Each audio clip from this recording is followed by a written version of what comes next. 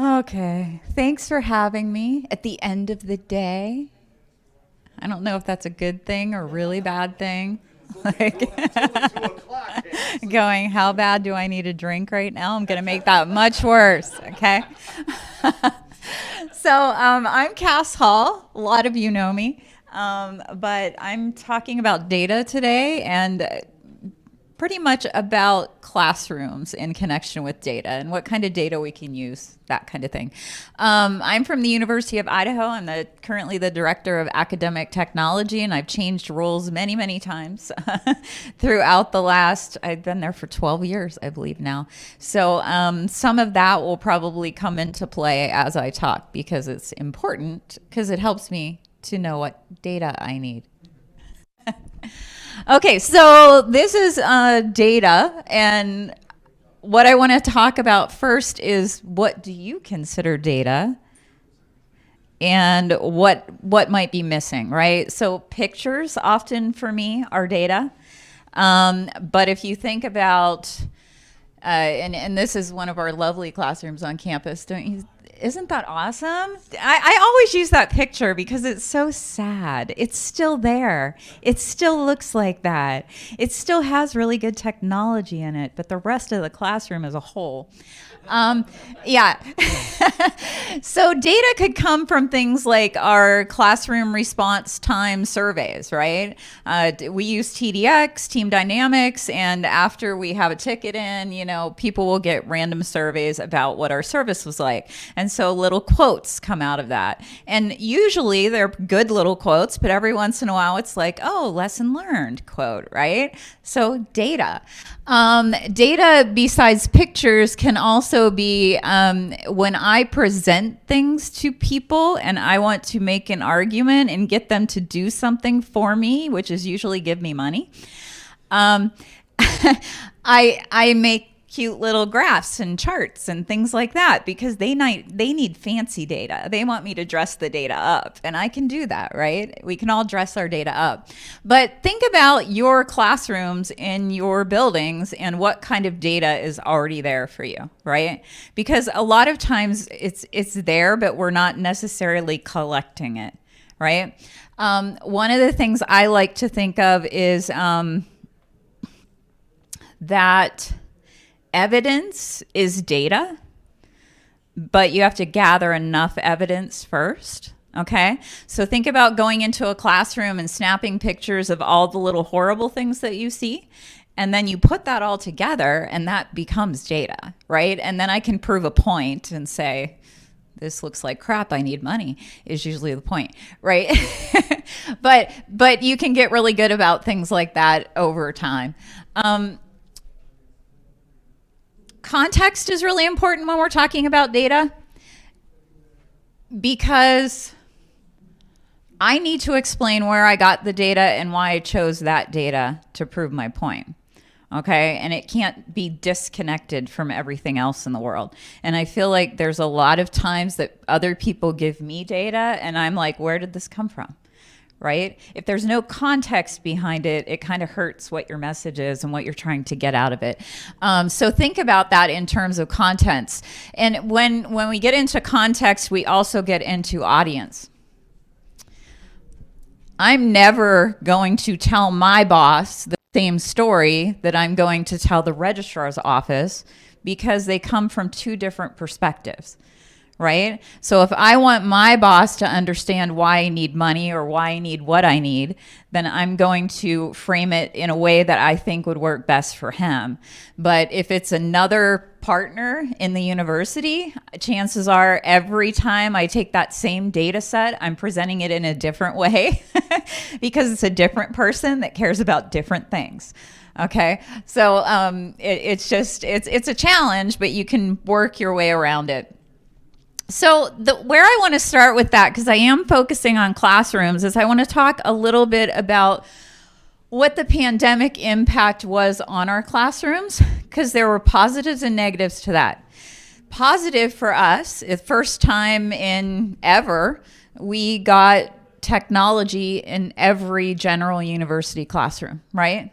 And that happened to a lot of us. But What's the negative of that? We really quickly had to come up with a solution, which was kind of crappy, and shove it in a classroom and make it work for things that it didn't really work for, right? So now you've got, I think at the time we did 40 classrooms this way, where we just kind of made a cart full of technology and shoved it in the room along with a great big display that went along with it, and everything was on wheels and it was taped to the floor, right? Because you didn't have time to deal with anything else.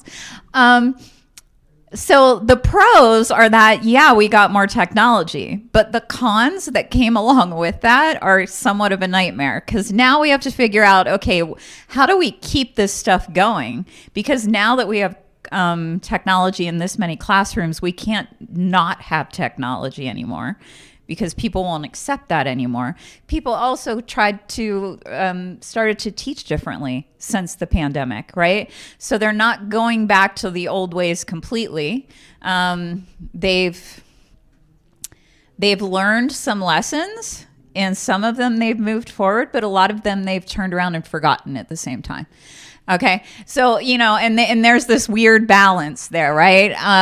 Example, one of the things that we're going back to right now because of AI is the fact that faculty are again saying that they're worried about how people can cheat with AI. Okay, do you remember during the pandemic, people were worried that students could cheat because they weren't in the classroom. And we said, maybe you want to change how you assess. And they did. And then they completely forgot that. And now we're dealing with the same thing over again with AI. And now, we're having that same battle. Okay. So a lot of the cons that came out are just, they're huge. And we try to move some of them forward, but there's not a lot that we can do about others, okay? One of the other cons is that, yes, we've got all this technology and all these other rooms, but now that means I have to come up with funding for all of those other rooms that weren't in scope before, okay? So I put on the side there, what did we find? What did we lose again? And again, lessons learned, lessons lost. I try to remind my team and the university constantly about, didn't we learn this during the pandemic? Didn't this come out? Didn't we come up with a solution? What happened to that solution? Why aren't we thinking about that? But it all relates back to this problem with data. Ooh. Okay, I'm just going to let you read this one. Okay, so I actually did this with my boss, whose name is Dan. It's not you. And I sent him an invitation for something I wanted to call the armpit tour.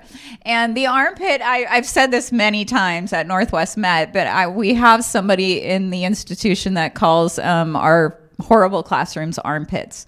He calls them the armpits of the institution. And so I told Dan I was taking him on an armpit tour.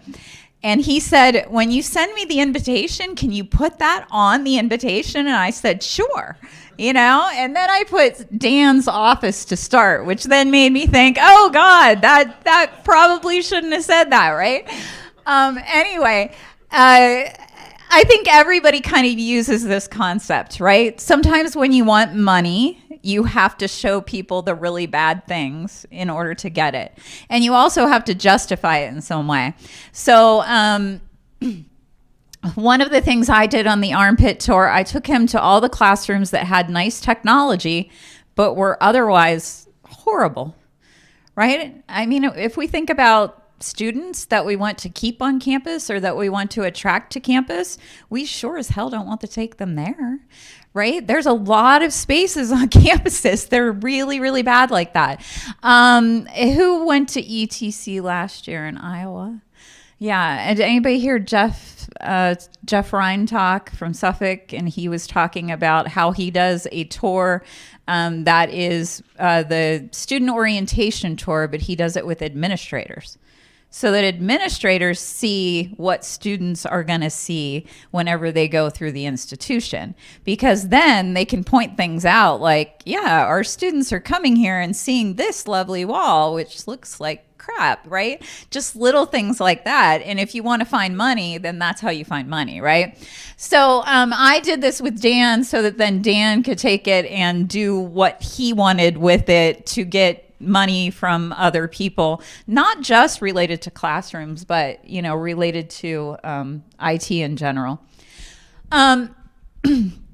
So getting buy-in from people is huge, and buy-in comes in different packages for different people, right? And I already talked about, you know, making sure that you know your audience, but telling people the why of something is truly, truly important. And if you don't do that, you're kind of slitting your throat from leave you, and then it's not going to become important to them. You also have to think that your why is not necessarily their why. Okay. So sometimes I think about what my why is, and then I reframe that why for somebody else because I know that they see things differently and they have different priorities than I do, depending on what their job is within the institution. So there's this saying that if you lose your way, or you lose your way when you lose your why. Okay. So I'm always constantly thinking of that. The power of why. Why am I doing this? Why am I asking for this money? How can I justify this ask, this specific time? All of those things when I'm looking at data. IT governance. How many of you have to deal with IT governance at all? A little bit? Okay. Some? Okay, starting, yeah. It's pretty fresh for us as well, but it's become really important in this whole conversation. And for IT governance for us, one of our boards is the Academic and Learning Technology Advisory Board. And guess who chairs it? Okay, so because I'm the director of academic technology, it's just kind of a given that I chair it. But I have a co-chair who is fabulous, and she's from the library because I thought, who do I want to partner with on this? And so that was a really good person to get involved. But in this idea of IT governance, this board has the power to kind of look at requests that we get for different technologies. And then they have the power to decide whether or not the institution should commit funding to that thing.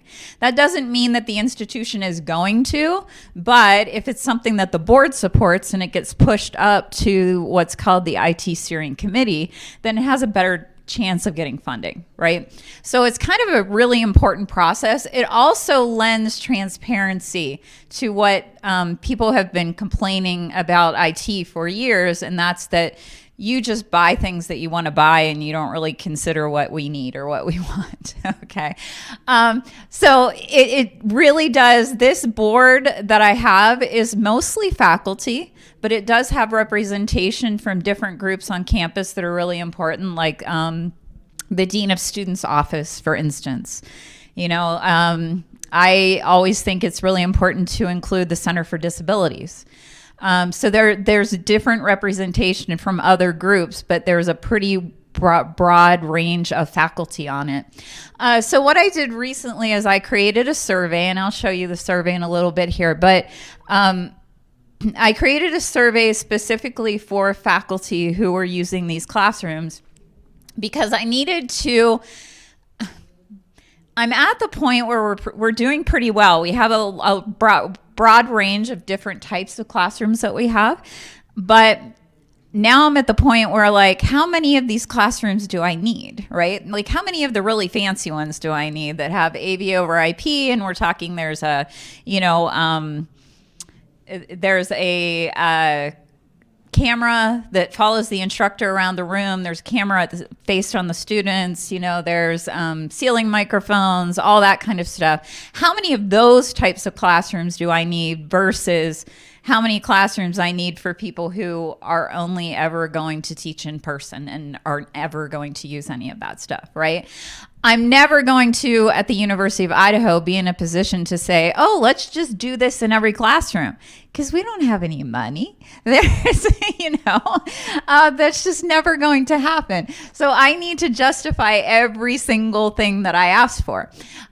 So I wanted data, right? I need data specifically. So some of the questions related to this were, would you use these features? Do you currently use these features?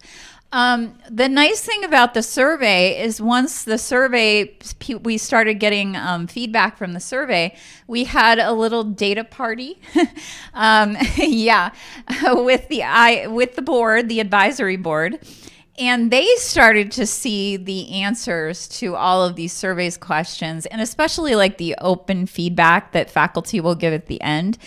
And for them, it kind of was eye-opening that I was able to explain some things in relation to how they see things, how classrooms are scheduled, and what my priorities are, okay? And so it really helped in filling in some blanks. So I'm going to show you the survey in a little bit here, but first, one of the things I need to think about all the time is what I should talk about when I'm talking about data and what I should connect it to and what I shouldn't. Okay.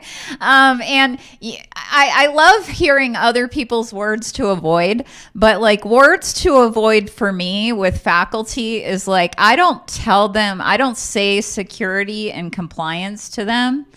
I usually put it in different terms because I see them like their eyes kind of, they just fade away. I have lost their interest once I start saying some of those things. So I don't know what your words to avoid are, but I'm sure you have some that like pop into your head like, oh, just don't put it in that context. The words that always matter and I try to include whenever I can are retention and recruitment. Retention and recruitment are huge. And if I can justify classroom funding based on retention and recruitment, that's great. One of the last justifications I wrote was to get funding restored to be able to do things to the classrooms in terms of stuff other than technology, because it comes out of a different budget, which is, new paint, new carpeting, new furniture. The things that made the armpits look like armpits, okay?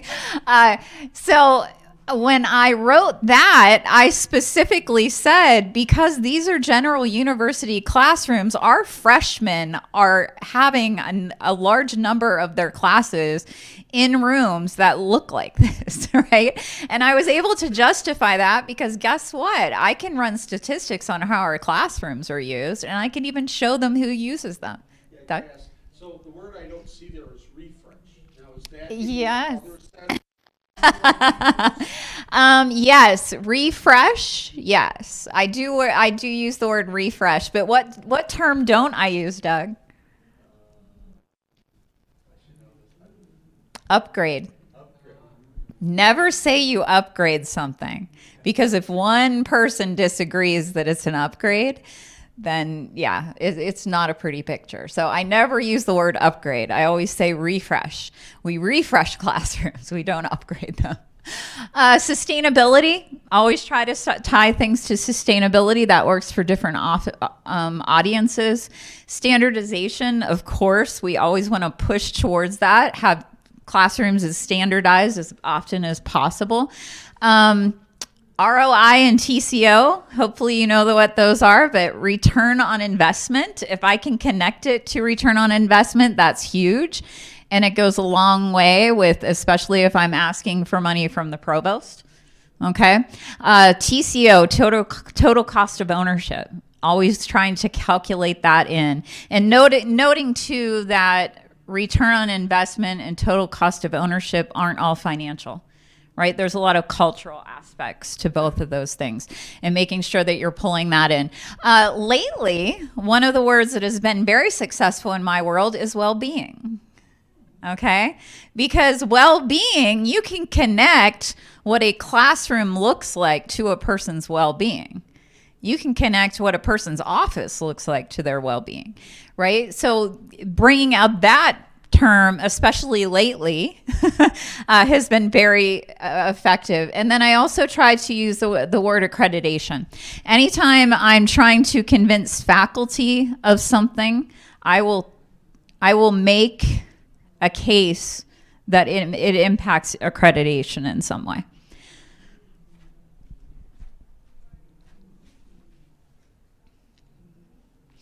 So the data party thing that I want to get to, because all I've done to this point is do it with the board, right? The advisory board.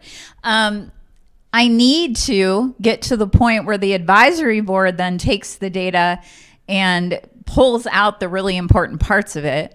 And then I need to start talking to the registrar's office and the classroom schedulers that are in each of our departments on campus. Because that's kind of what's killing us whenever it comes to how we do this. So some of our opportunities here that we're finding from the survey is that we realize that a lot of this just has to do with education. A lot of the reason that classrooms are being scheduled wrong, or that people are asking for the wrong things, or maybe not asking at all, is that they just don't know. Okay. So there's a lot of complexity to the fact that they don't know, though, because I don't know. Do you ever send an email to faculty? How many of them read it? Okay, it's very difficult to get faculty to hear you, and making sure that you have some kind of inroad with them is really important. I don't send emails directly to faculty anymore when I'm trying to shout out something really important. I have a contact in every department, and that contact sends it out for me. And in some colleges, they have their own newsletter, and I'll say, can you please put this in your next newsletter, right? So it's different ways like that I've learned that if I want to educate them on something, I can't do it through what you would consider regular means, okay? The other thing in the education is sometimes it's just they don't know that we've got 6 different types of classrooms, okay? They don't know that classrooms exist that have an auto tracking camera, and that if they scheduled that classroom, it would probably be a better experience for their students at a distance. Okay.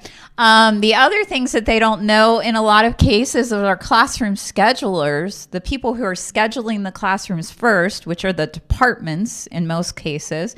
And I'm sure it works differently at every campus, but at our campus, if the General University classroom is in a building that belongs to a particular college, that college gets to schedule those classrooms first. They get priority. And then the registrar's classroom goes, or the registrar goes and fills in the blanks, right? The problem with that is that the turnover rate among people who handle classroom scheduling is obscene. And most of them don't have any idea as to what technology is in each classroom.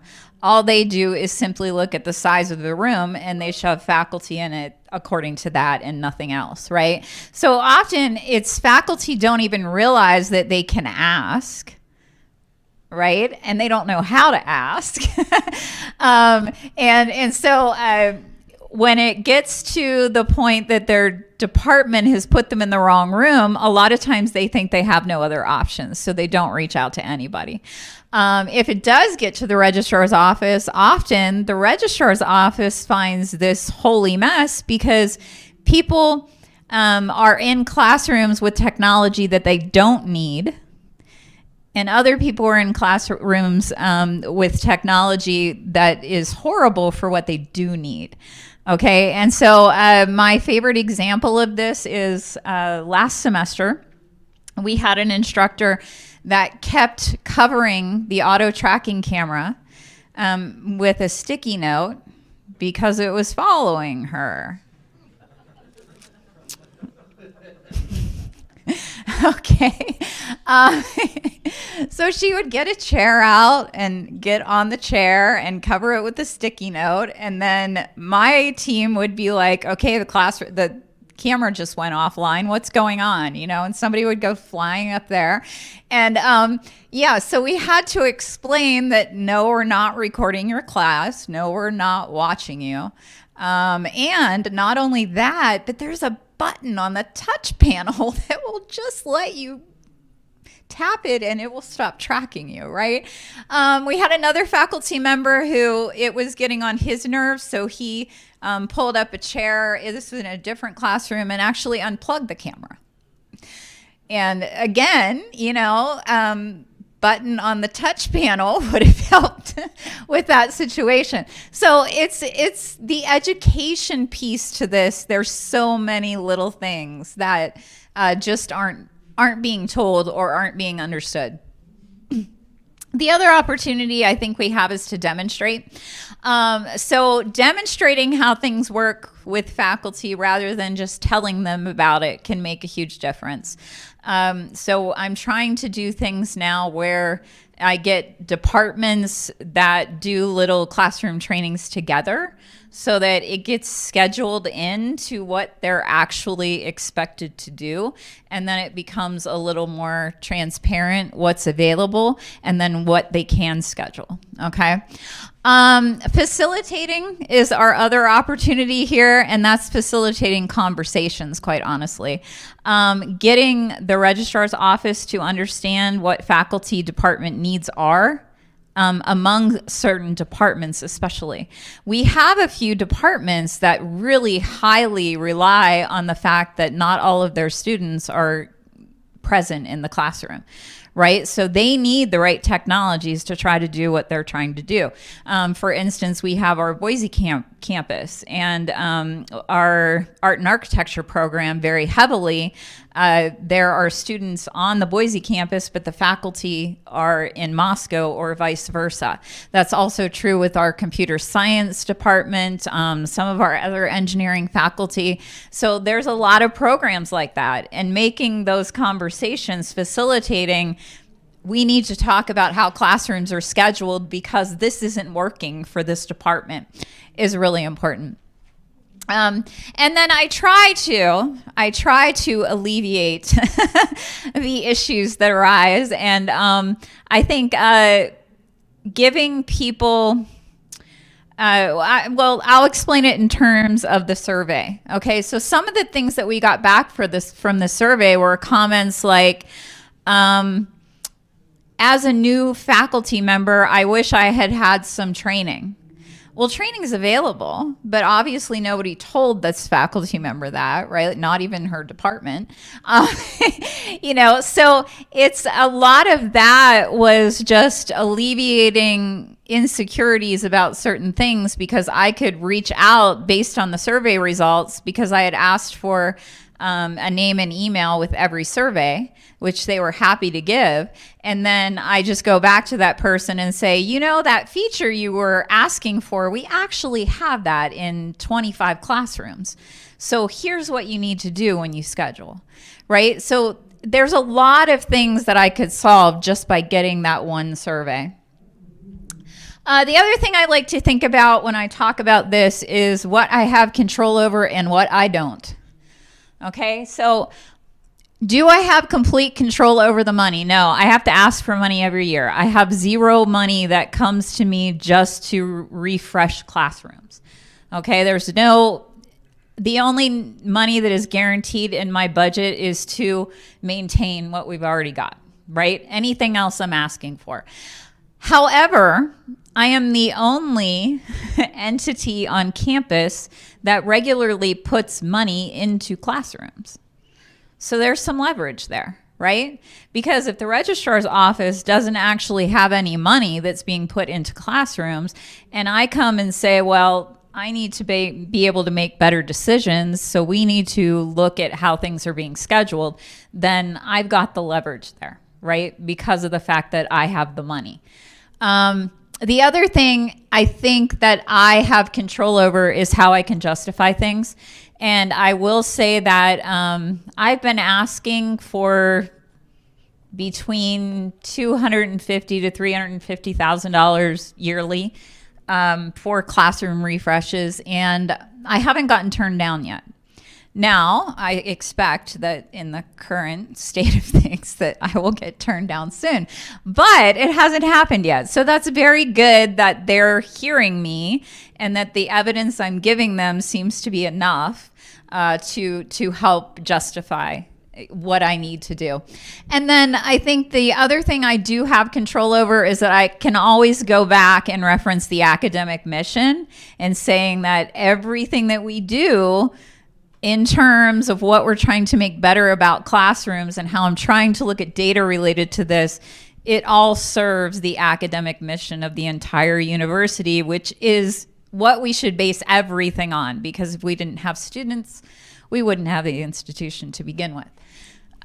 So those are the things I think about I have control over. What don't I have control over? Oh, so much. This classroom scheduling process, I do not have control over it, and I never, ever will. And I need to just admit that from the beginning. Okay. However, I can impact how it's done because I could go to each of those departments and talk with each of those schedulers and get them on the same page and say, hey, why don't you use this little survey with your faculty before you put them in rooms, right? Just something simple like that. I do have that power. But the whole classroom scheduling process, and that's why I put the little layers of the earth up there. That's what I feel like when I dig into that, is just like, I don't know what is beneath the next layer. It's like a funnel of hell. It's horrible. And in a lot of cases, it's, you've got this department scheduler who is really stuck between faculty angst about being put in another building, right? So there are faculty who will insist they have to teach in the building that their office is in, even if the rooms are crap and the technology is non-existent. They will insist that that's where they have to teach, right? So I can't solve that problem, and neither can they. And none of us has the power to say no. The people that have the power to say no are all above us, right? So that problem, I think, will be there a long time. The other issues with classroom scheduling, I've talked about, which, the faculty don't always know what's available, so I can work a lot harder on making it so that they do know what's available. The schedulers don't know what's available. I can work on that piece. I can talk to the deans and make sure that, I'm thinking about what they need for their programs in particular and kind of connecting the dots that way. So filling in the blanks on what they don't know is really, really, really important in this big thing. And I can't make assumptions I try to make the assumption that they know nothing, because I'm safer that way, quite honestly, I also know that I cannot make everyone happy. And honestly, I would not have taken this job if I thought that I could, because you have to be, you're not always going to be liked based on some of the decisions that you have to make. Okay. And I have to prioritize some things over other things. And that's just the way it works. Right. So there's no way around that. Okay, I think that is my last slide, but what I'm going to show you real quick is, if I can find it, where's my survey?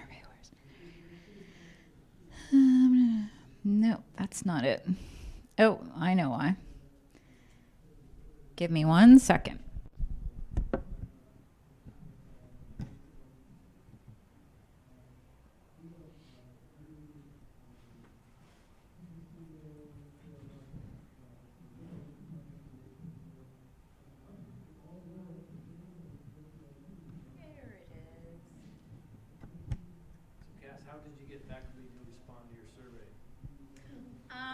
I sent it out through their departments. Yeah. So I talked to the advisory board about it first, and I shared it with them.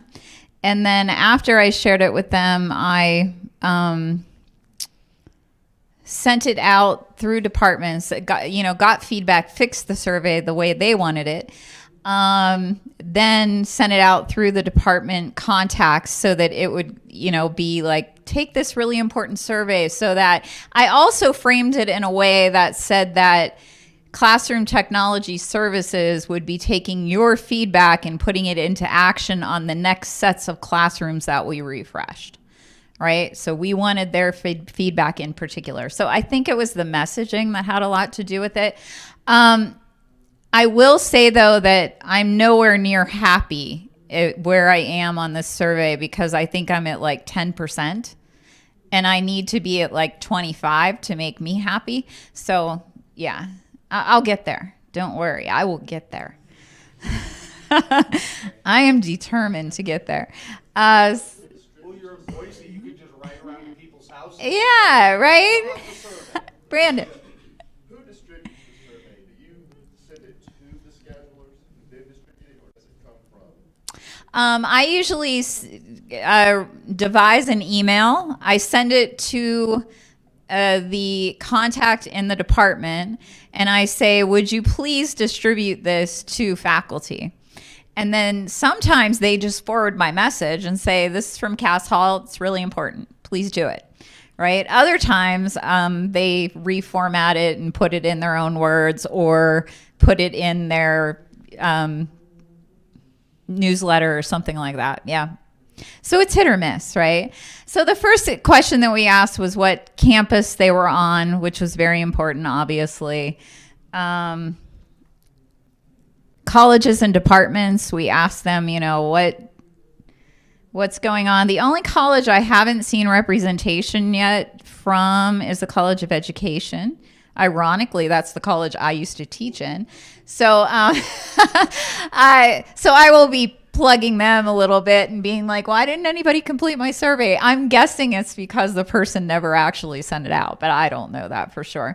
And then I asked them this question: how do you typically teach your courses? And to select all that applied, just because we wanted to get an idea. Well, how many of you are teaching in person, but you're also teaching in other ways at the same time? So hybrid, and I put in parentheses, participants can attend in person or online, which I really got teared into about later. I'll tell you about that. That actually ended up being pretty significant in terms of how many people were teaching that way. Okay, so that was 17 of the responses. And synchronous online was very important to us. We have a lot of instructors who now are teaching synchronously online, where they have students in the room with them, but they have students connecting from a distance at the same time. Now, those on the registrar side of things are supposed to show up as two different sections, but they don't all, right? It's whether or not the faculty actually had it listed that way. What I'm finding is there's a lot of blanks in the schedule in terms of what is actually happening compared to how it should be reflected. Yeah. Cass, are the faculty who are in those rooms, are there special things in the room to support that, like a large display on the back of the wall so that they could see people who are in Orofino taking your class, or yes, monitors, or enhancements? Yeah, so there's multiple monitors, usually at the front and the back. There's a audience-facing camera, as well as the instructor auto tracking camera. There's ceiling microphones.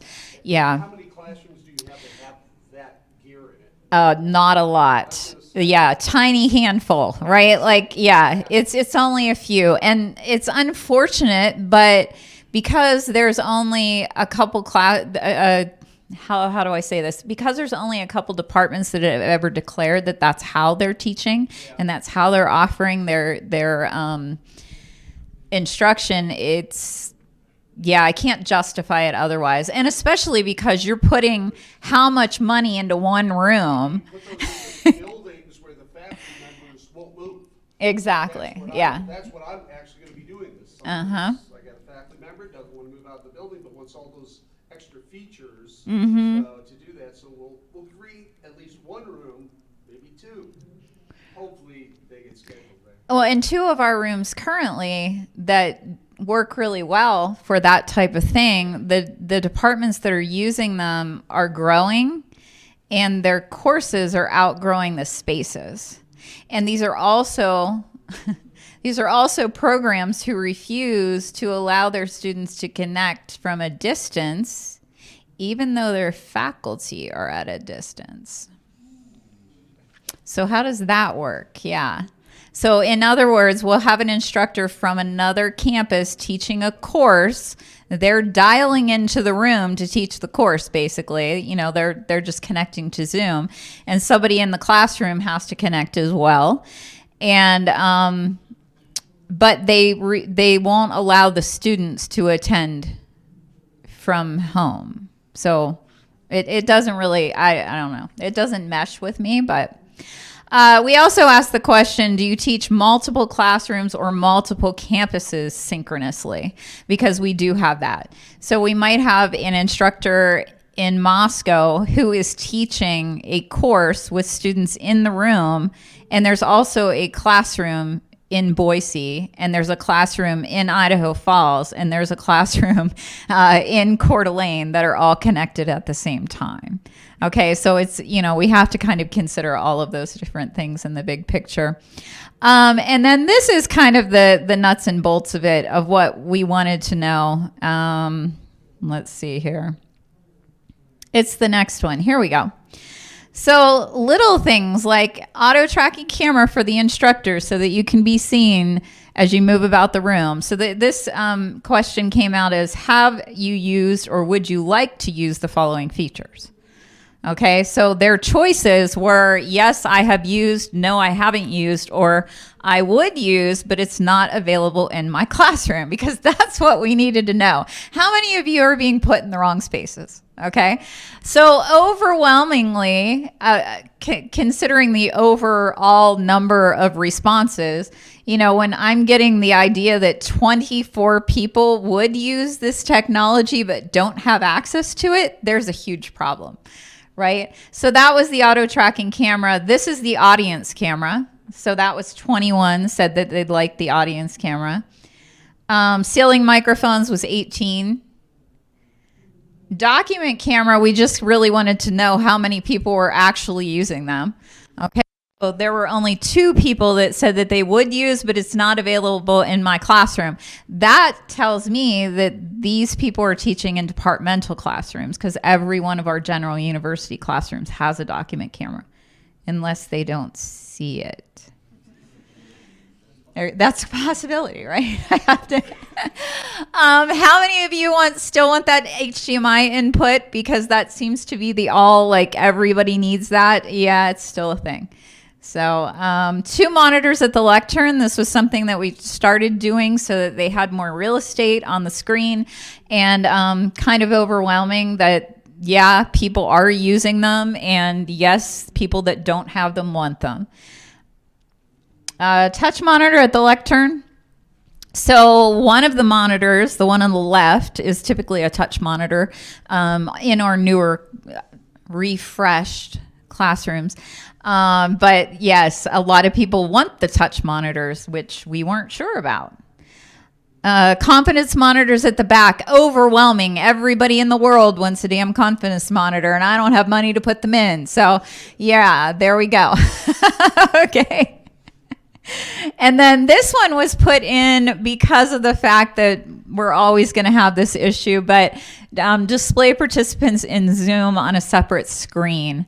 And I put that in a very light way, knowing that it could mean multiple things, but I just wanted to see how important that was to people. Pretty damn important to them. So yeah, so those are things that we haven't really gotten around yet. So yeah, that was very helpful to see the feedback on that, to just be able to generalize. But then we also got like all this feedback at the bottom that, you know, was extremely helpful. Like things like, I would like to be able to use a document camera when recording in Panopto. So first of all, I need more information, but that's why I have Yudi. I don't know if anybody's met Yudi yet. He's here with me. But Yudi is our technology integration specialist. Yudi will reach out to every one of these people that doesn't know how to do a particular thing and teach them how to do it. Right? So just through this survey, we can solve a bunch of little problems that pop up. Yeah, so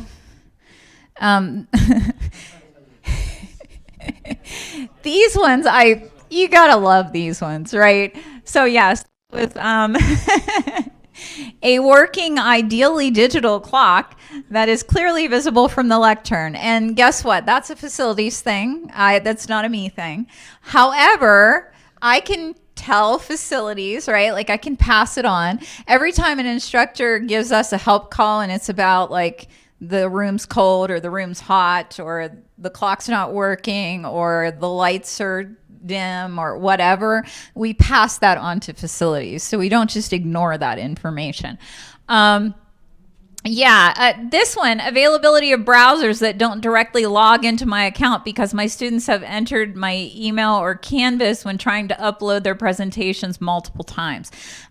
So incognito, maybe? Is that what we need here? So again, UD will be reaching out to this individual and saying, can you explain to me a little bit more like what problem you're having and I can help you, to go through it. So all of these were kind of precious in what we found out from the faculty that are using the classrooms and very enlightening, right? And a lot of them, again, go back to the education factor. And it's just, we just need to teach you how to do this one thing, or we need to get you in the right room or tell you that there are rooms available that do those kinds of things.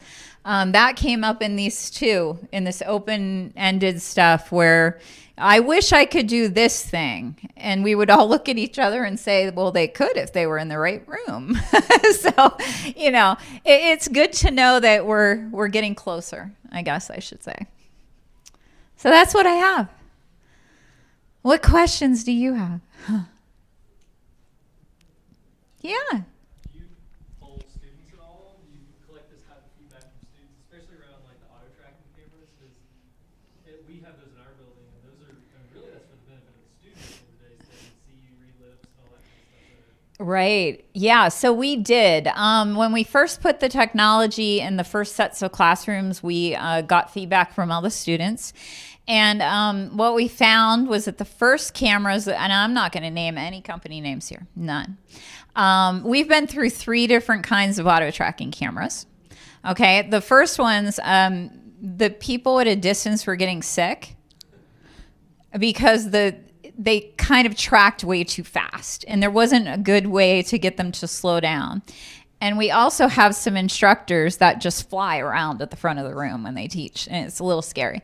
So yeah, we would get stuff like that. We also found out overwhelmingly from students that they could care less if they could see the other students in the classroom. They don't care at all. The only people that do care is those faculty who are teaching at a different place.